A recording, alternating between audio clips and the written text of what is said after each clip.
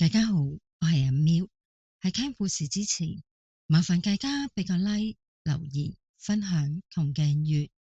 今日我同大家分享嘅係靈異系列之醫院生活靈異經歷。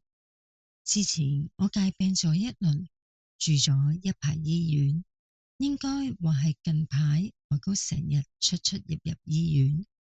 喺我身體狀況好嘅時候，我就會錄定啲片，可以喺我住院或者唔舒服嘅時候攞出嚟放上網。但係依家儲落嚟嘅片已經用晒，可能會跟唔足逢星期六出片，希望大家唔好介意。而今集所講嘅經歷，就係我啱啱呢一次入醫院嘅時候所經歷嘅靈異怪事。而家我就請大家一齊進入我嘅靈異醫院經歷。喺我入院之後，頭嗰2晚瞓得好差，或者瞓唔着覺。當第3晚嘅時候，真係頂唔順，真係好攰，好想瞓覺。好彩看病時間完咗之後，啲人準時走晒，我就即刻去刷牙洗面，準備瞓覺。經過咗幾日嘅係咁喊，身心疲累之下，身體又唔舒服嘅情況之下，今次我一上床就即刻瞓着咗。當我瞓下覺嘅時候，突然之間感覺到有一種無形嘅壓迫感，令到我醒咗。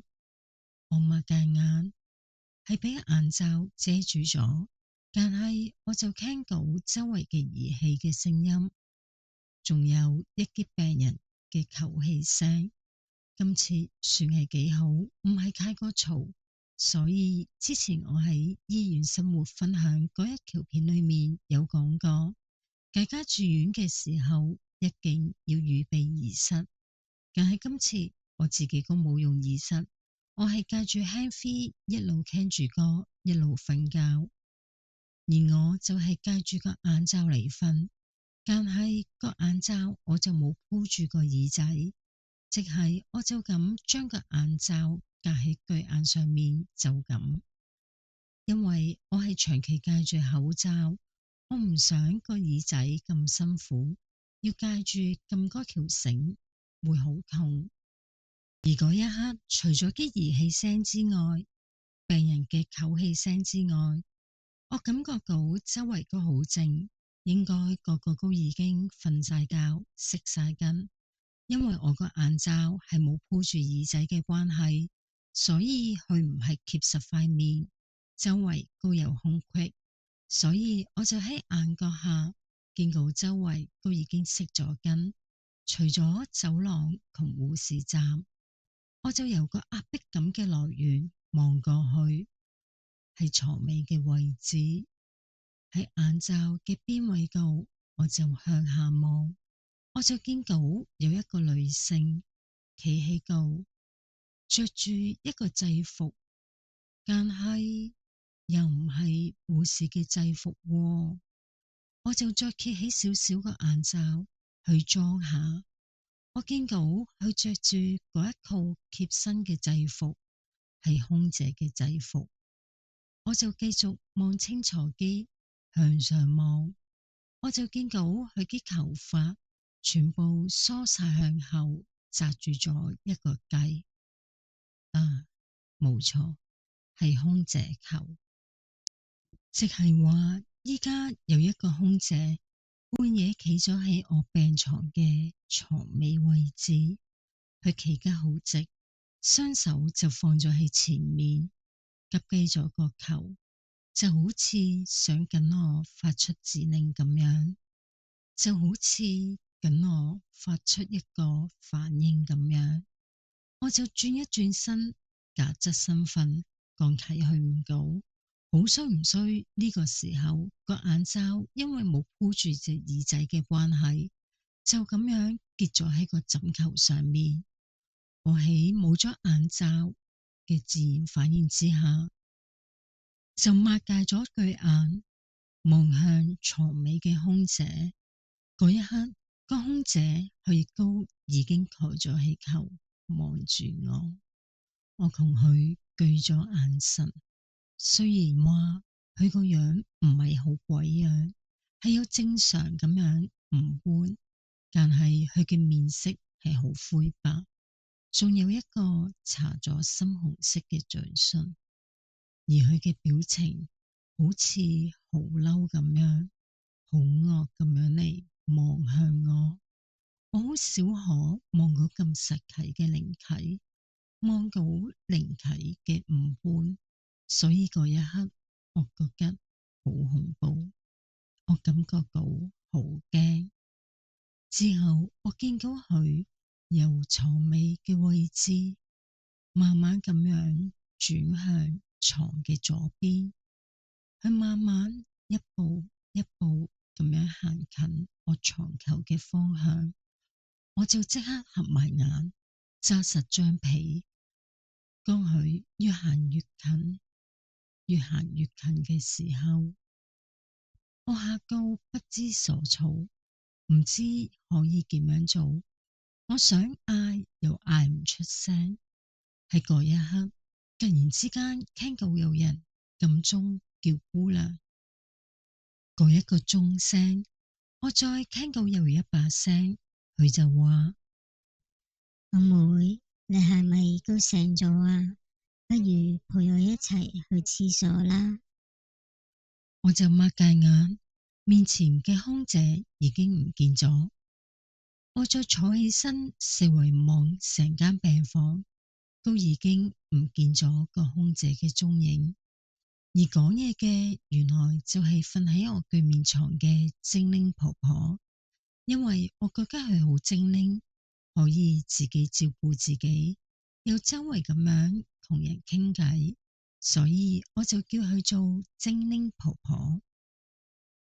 我見到佢着咗佢嘅床頭巾，撳咗掣叫護士，我就同精靈婆婆講話：好啊，我係醒咗啊，一齊去廁所啊！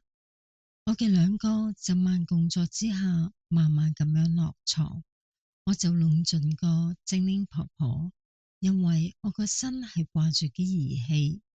護士就由後面跟住我嘅兩個病人入去廁所，佢主要都係傍住婆婆嘅。當我嘅去完廁所，護士佢就扶婆婆翻上床，幫佢整好個床架之後，佢就翻出去護士站。經過咗頭先嚇一嚇，加上去完廁所之後，基本上我成個人已經醒晒，但係又好驚，唔知道個空姐會唔會有突然之間出現嘅情況之下，我就開咗套劇出嚟睇，整個人唔好咁驚。而我成晚都冇瞓過覺，直至到派早餐嘅時候，我就一路食早餐，一路問精靈婆婆。我就話：婆婆啊，你琴晚起身去廁所嘅時候呢，睇唔睇到一啲特別嘅嘢啊？而精靈婆婆佢就同我講，佢話：琴晚啊，琴晚我唔知點解瞓瞓下覺，突然之間醒咗，我一擘嘅眼就見到個空姐企咗喺你床尾啦。我都知係個乜嘢嚟噶啦，周圍都有噶啦，我都覺得唔出奇。但係後尾我見到佢慢慢咁樣行近你度，我咪立刻開燈同埋撳掣叫護士入嚟咯，個空姐先至走咗啫嘛。原來精靈婆婆同我一樣，都係見到嗰一個空姐。精靈婆婆跟住再話：唉，我住過咁多次醫院，點會遇唔到啲奇奇怪怪嘅嘢啊？醫院係一個生離死別嘅地方，你下次見到呢，記得扮睇唔到啊！如果唔係，慢慢嚟揾你都遲啊。咁我就繼續問精靈婆婆，我就話婆婆啊，咁你有冇遇過一啲奇怪靈異嘅事件講嚟聽下啊？精靈婆婆佢就話，平時呢，我可以自己慢慢行，可以自己行去廁所嘅。係今次身體差啲，要護士過嚟陪我去廁所啫。之前我夜晚起身去廁所，就算半夜熄晒燈之後，咁間房又唔係真係黑掹掹，乜都睇唔到噶嘛。走廊同護士站都着住燈嘅，我都唔知點解，每一次我都睇得好清楚，見到有小朋友跑過，有時係細路仔，有時係細路女喺護士面前跑過，都好似冇嘢咁，冇俾護士發現喎。我記呢度內科同老人科嚟噶嘛，邊有可能夜晚會有細路仔噶？我咪剛睇唔到，繼續行去廁所咯。之後每一次入院，我就會預備件啲糖，擺幾粒喺台上面，跟住之後呢，就唔會再見到啲細路仔噶啦。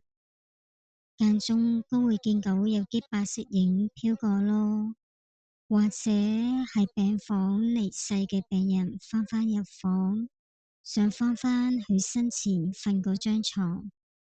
嗰張床未有人瞓嘅，佢瞓返上去都覺得冇乜嘢。但係張床已經有新病人瞓緊嘅話，哇！見到佢瞓喺個病人上面，我嚇到即刻擰轉頭，唔夠膽望噶。不過你嗰個空姐，我就真係冇見過啦。你係咪有空姐朋友？會唔會係你朋友嚟探你啊？我就同精靈婆婆話，有，我有識空姐嘅，但係就唔係好熟，10年唔見一次嗰啲咯。但係佢仲未死過喎。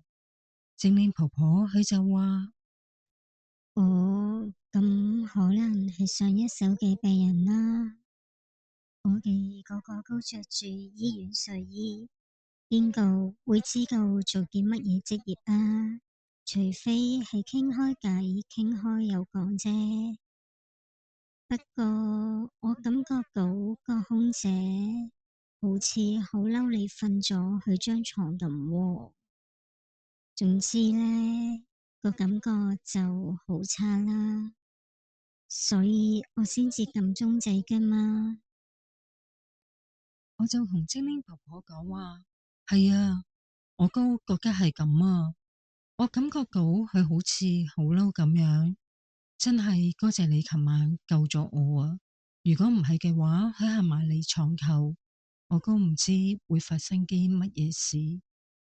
之後我就同精靈婆婆各自告返自己做嘅嘢，玩電話，煲下劇。之後嗰幾晚瞓覺嘅時候，我都寧願耳仔痛啲，我都將個眼罩鋪落去個耳仔度，令到我冇機會望到其他嘢，專心咁樣嚟瞓覺。我有幾晚都感覺到有一個壓迫感，有一個被人凝視嘅感覺，慢慢咁樣會行近我度，感覺好似好近，感覺好似喺我面前咁樣，但係我就冇理會佢，我就專心咁樣嚟聽住歌，聽住啲歌詞去分散個注意力。喺嗰3、4日之後，佢就冇再出現啦。之後已經消失咗，或者佢已經知道自己應該要去邊一度啦。之後我就早個精靈婆婆出院，希望我下次入院嘅時候唔好再見到精靈婆婆啦。希望佢身體健康，唔需要再入醫院。而今次我嘅住院靈異經歷暫時就講到呢一度。如果下次我又再次入院，又再次遇到一啲靈異怪事，我就會繼續同大家分享。大家又有啲乜嘢感想嘅，又或者想分享你哋嘅經歷嘅，可以留言或者 DM 我同我分享。今集我就講到呢一度，鍾意聽我故事嘅朋友記得 CLS，下集再見，拜拜。